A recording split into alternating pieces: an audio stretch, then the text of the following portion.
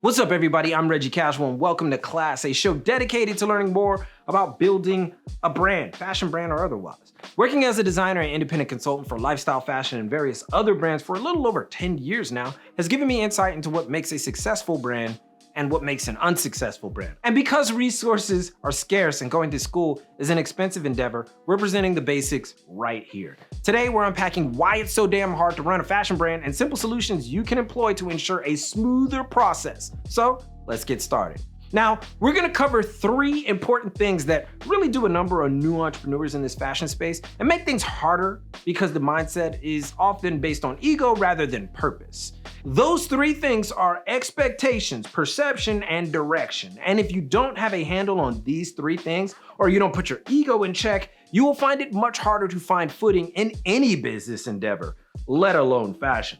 But what do they actually mean in practice, in business, and branding?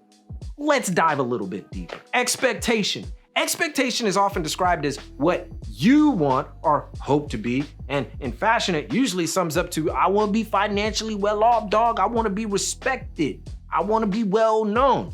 This is all ego. The focus on self-interest completely undermines the expectations of who a brand runner should really focus on. That is, the expectations of the customer.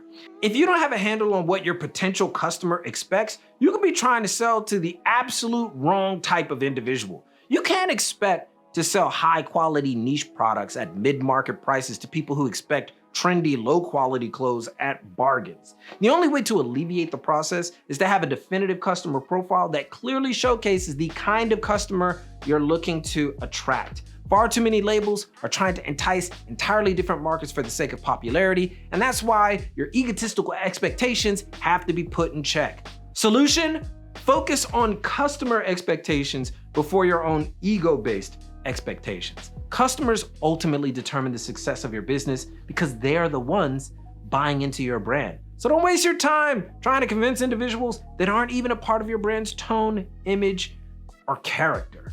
Perception.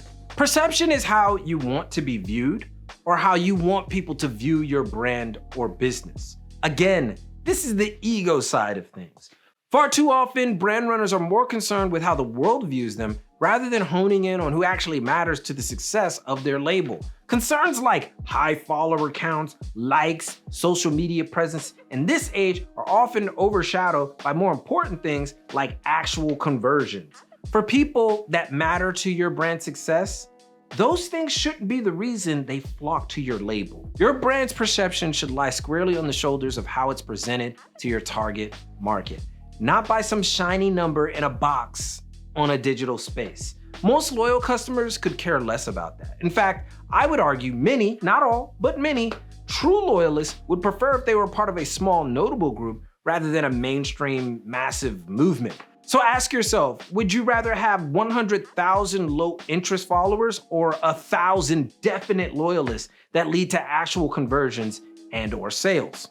That's up for you to decide. Solution: being eager to be perceived as a successful brand immediately or using a fake it till you make it strategy is not a surefire way to success. While things like high follower counts are juicy, a much better metric is engagement. If people take the time to engage with your brand, it means potential customers/loyalists are waiting in the wing. So focus on getting people talking rather than just people following. And finally, direction. Now, it's easy to say the obvious in that your brand lacks direction, and that's the reason why it's hard to start a brand. Yeah, a lot of people say that. That makes sense, okay? But it fails to point out the why. So let's make it more informative, shall we? Direction isn't just about where you plan to go. It's where you've been, where you're at, and then where you're going.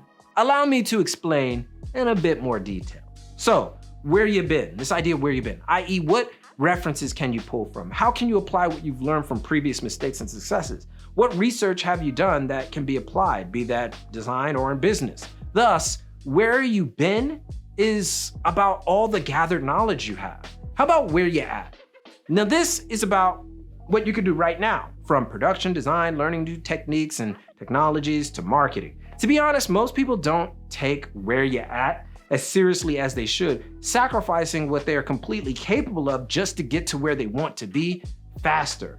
Where you're at is just as much about his reflection as it is about being patient with the process of providing the best product you possibly can. That is, take the business just as serious as you take the design. And finally, where you going? To most, where you're going is the ultimate goal, right? Like there's this image of how you may perceive you or your brand. And this is admirable, but where you're going is truly about evolution. It's always good to have a goal, but most times those goals are altered by the natural flow of time. Where you're going, basically, is a fluid thing. Plans change, life changes, design methodology changes, purpose changes. Just look at the evolution of Jerry Lorenzo. It's a clear example that the course changes sometimes, and that's okay. In fact, it's kind of recommended. Solution, be mindful, simply put.